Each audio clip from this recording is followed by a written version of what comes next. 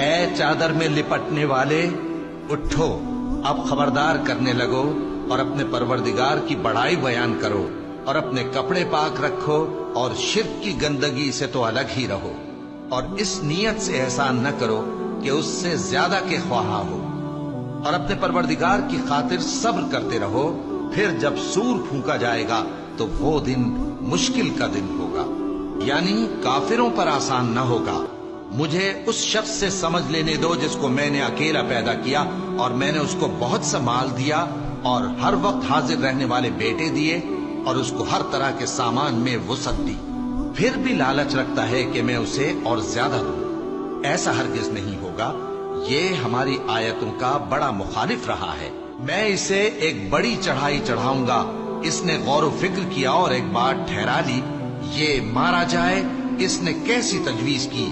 پھر یہ مارا جائے،